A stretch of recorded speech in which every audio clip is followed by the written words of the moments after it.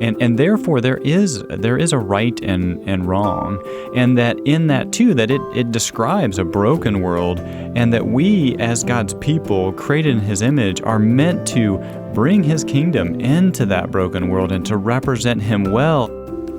Welcome, everyone, to Breaking Bread, the podcast brought to you by Apostolic Christian Counseling and Family Services. Well, wonderful to have you along, as always. I've got joining with me here in the studio is Brian Sutter. Hi, Matt. Brian, we're going to continue our conversation with on gender. Yeah, looking forward to it. So we've chatted on past podcasts, you and Craig, and in those kind of presentations, we really talked about the felt experience of gender and of expression and the responsibility that the community has to somewhat steward gender roles and how impactful those gender roles are, and how this is something that people are feeling very nearly in their families and in their own experience. Sure. Okay? Yep.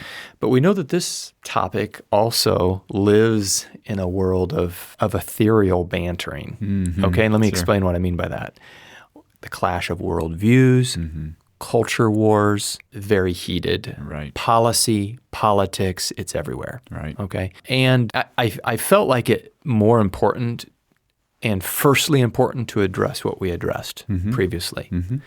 But this is very important as well to address. And so we're going to kind of take this kind of higher elevation maybe today to talk about the clashing of these views. And so we have a lot of posturing and a lot of digging in our heels and perhaps some argumentation, which isn't helpful. Right. So how's that for a setup, right? Do you know where I'm going with this a little bit? Yeah. How can we maybe take a step back and view this topic of gender in a way that maybe we can hear each other? Yeah.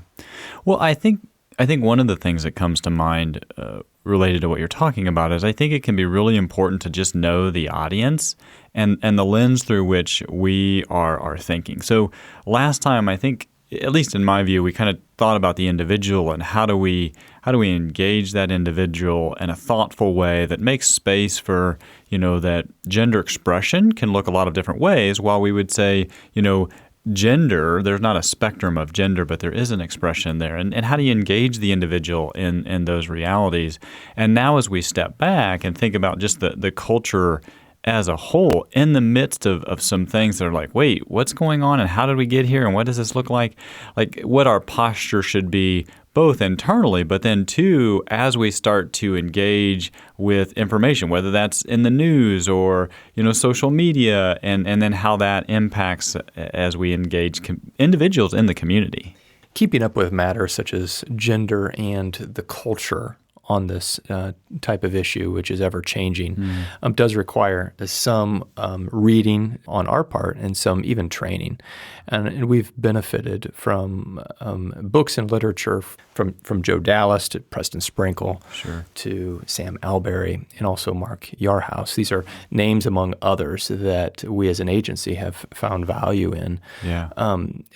Brian, I want you to share some of the work that Mark Yarhouse has done and really helping the Christian church understand that we come to these matters with a lens, and based on how we view and the lens that we have, it does color what it is we see, and it's important for us to understand the lens that we have.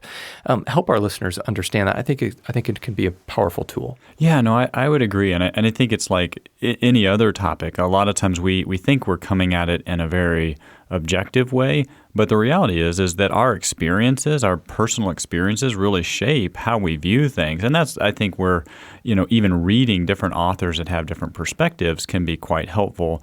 But Yarhouse in particular, one of the things that he outlines that I think is really helpful is that there's three maybe different primary lenses you could put individuals in, including ourselves, as you think about a topic such as gender. One of those would be the integrity lens, and then the second, we can go back and kind of talk through these. The second would then be the disability lens, and then the third would be what he calls the diversity lens. Okay, and so these lenses are kind of our posture towards our culture. Yeah. And we're going to talk about gender because these lenses certainly pertain to this matter at hand, but they're really more expansive than that. These are the lenses that we take as we engage with our culture and what we see going on. Yep, exactly. And in particular, in this topic of gender, I think it just is really helpful to know kind of what are some of the starting assumptions for yourself, and maybe even the things that you could assume are the starting assumptions for somebody else that you're interacting with. So I think these lenses, I want you to unpack these lenses because I think they're going to strike very near to our experience. Like, oh yeah, that makes sense. Yeah. I think probably we'll be able to identify. Yeah, that's the lens that I carry, or there is a spectrum, and I have a little mix of them. So you mentioned integrity lens. Yeah. Speak to the integrity lens. What does it mean to have on an integrity lens? So the integrity lens, I think the way that Yarhouse would describe it is really, well, this is my kind of summary of how I would view it, is that I would say it's when you kind of primarily focus on Genesis 1 and 2, and you think of God's creation and God creating them male and female, and there's that focus of this is how it was originally designed, and there's the different genders, you see it right there, and it zeroes in on Genesis 1 and 2. Would you say maybe truth and error is really, really key to the integrity lens? Yeah, that it is like, okay, this is what is true, and we've got to get back to kind of pursuing the original design and the original creation and how God created them. And there's a real heavy emphasis on truth and pursuing moving back into engaging life and gender in particular in a way that's like reflects Genesis 1 and 2. And so as we engage with the culture, engage with what it is we're seeing, we're kind of, our brains are firing with, that's right, or no, that's wrong, right, or that type of thinking. Yep, exactly. Yep. Okay. Yep. Which seems important. Yeah, exactly. Yeah, no, very important. And so all of these, I think you're going to say, okay, there's some pieces of this that's really important. And if you hear each of them in isolation, you might just say, well, yeah, of course. But then as you kind of think about, putting them next to each other and the strengths and weaknesses, then it's like, oh, okay, I didn't really, and it gets a little bit more nuanced. So then if we move into the disability lens, I would say disability lens really then zeroes in on Genesis 3 and the fall that where, Adam and Eve, they sin, and from there, then, corruption enters and there's all of this brokenness. And it highlights, okay, yeah, there is this design, and now it's been corrupted, and how do we help kind of join people, if you will, in the midst of the brokenness and walk in the midst of the brokenness well? And so a person who really operates through this lens is really thoughtful about reasons. Oh, this is the reason why, or perhaps there is an explanation for the brokenness that I see through that Genesis 3 lens. Yeah, and I think in that puts them in a posture a little bit more of compassion and coming alongside, and not like, how do we get this to change necessarily, as much as like, how do I walk beside them and help them live in a faithful way, even in the midst of the thing that's underneath that maybe won't change. Okay, so I perceive that there's going to be pros and cons to these lenses. Right. There's going to be strengths and weaknesses. And that's why it's so important to know what lens we are carrying. What lens are we looking through so that I can counterbalance that appropriately. Right. And then you can kind of see the strengths of somebody else, where they're coming from, like, and where you can join them. And then maybe like, have you thought about this? That's maybe more of a challenge that draws on a strength of another lens. Sure. So then if we move into the third lens, the diversity lens, that would be the lens I would say it kind of focuses on God as love, if you will. And it's just like, okay, all of this diversity, and how do we just accept people, embrace people, and just love and care for them, and that's really the primary goal. Love should win the end of the day, right? Yeah. And so this matter of really embracing it would come out of that lens. Yep. And again, in isolation, we're like, oh, absolutely. And you can see like how that is, and I think in many ways, that's where the culture is at large. They're not thinking of it necessarily through like God is love and a biblical kind of love, but that's the primary lens that we live in and the culture is in. And when we come in and we're like pushing the integrity lens or the disability lens, and they're like, wait, why do we even need to do that? Let's just focus on love. Let's just focus on acceptance. Like, it makes sense that there's a really strong clash. Well, the first lesson I even learned from that is all of these lenses can be with or without faith. Sure, absolutely. And so the first call for believers is to have a lens via faith. So if we're going to have that integrity lens, let it be on the Bible and let it be through the faith of God. And I think of the second one of brokenness. Let it be through the framework of a fallen world and through the narrative of the Bible. And then certainly that last one, let it be through the love of God. Right, Okay. exactly. But now let's help tease them out a little bit, Brian, with maybe the weaknesses. Yeah. So I think if we just start with the diversity lens and kind of work our way back, I think the weakness there is that it's really hard to stay tethered to faith. It's really easy for that to just move away from there's any truth, there's anything that needs to be corrected, and just into defining love however you'd like, defining how to live life and whatever kind of fits best as far as our feelings. And it's really hard left to itself to not just kind of get lost in everything becomes very relative. The Bible becomes interpreted by circumstances. Yes. As opposed to circumstances being interpreted by Bible. Yes, yep. Things start to get interpreted, through emotional lenses and all of these other things, and devoid from the Scriptures and what the Scriptures would say. And we start to then rewrite what it is that God intended. Yep. Okay, so we can see the weakness there. Yeah. Let's go to that brokenness lens. So with the disability lens, I think some of the things that we would be good to just wave caution to there would be that it can be really easy then through the disability lens to start to see people according to the difficulties or the things that they carry that are challenging, and only seeing them as things that are broken. So their brokenness defines them. Exactly. That's becomes who they are or how we would see them.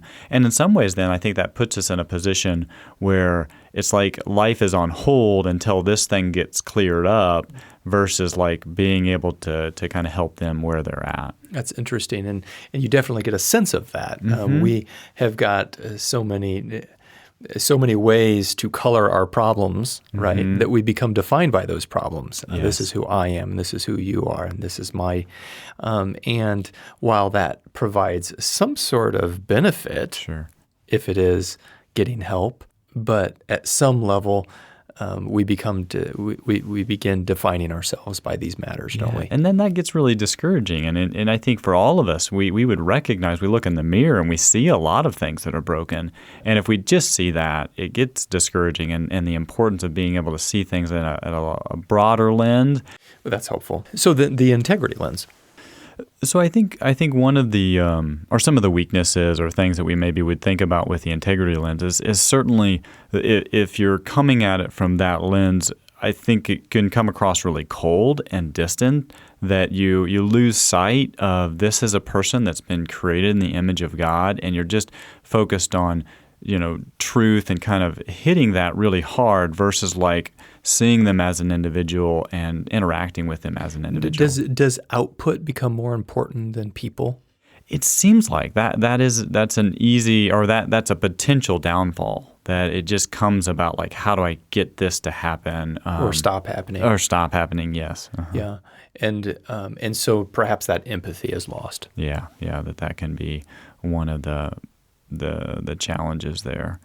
I think another thing that comes in, and you see this really, I would say, if you pay attention to the news and the things that are said. And again, I don't know that these would be the things that need to direct how we do life, but I think it's at least important to give it pause and think, like, how does the world or society view the church? And in some ways, especially when it comes to these kinds of topics, they see the church as being very judgmental and unloving and uncaring. And certainly that's going to be part of what comes when we are speaking truth and sharing what we believe is right and good according to the Scriptures. So I don't think that we want to avoid that criticism, but I think it would be wise to say, wait a second, are we as a church coming across in a way that automatically pits us against some that we are called to love and care about and join, not in a way that compromises truth, but also in a way that's like, hey, we care about you, that we would share the truth, not because we just demand that we're right, but because we care about your souls. Yeah. I think this provides, good teaching at a number of levels. One, for that that, this is my posture and this is the lens. How do I live it well? And how do I learn from these other lenses? But it also helps us understand others too. Yeah, I would be interested to know, and I think I could probably make a guess if you were to look at the generations, for example.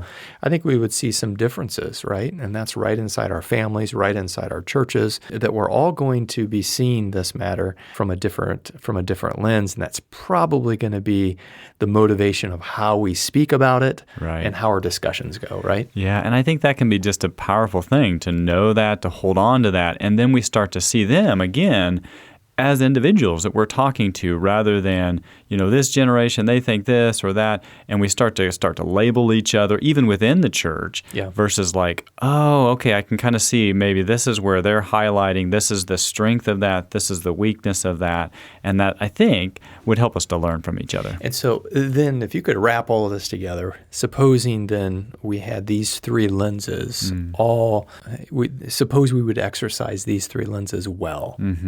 Paint a picture for what that might look like. Well, I think, Matt, it would just be grounded in faith of the God of the Bible, that the Scriptures, what they share, what they articulate is true and good, and therefore there is a right and wrong, and that in that too, that it describes a broken world, and that we as God's people created in His image are meant to bring His kingdom into that broken world and to represent Him well, and sometimes that means interacting in really messy situations in a way that's full of God's love and care and compassion while speaking the truth. And it's kind of the thing that comes to mind is that Christ came, the fullness of grace and truth. And what does that look like? And how do we live that out? Now, again, that gets really hard as we do day-to-day life. And it's not just a concept that we're talking about, but it's like an individual or a group of individuals we're thinking about, how do I hold on to what's true,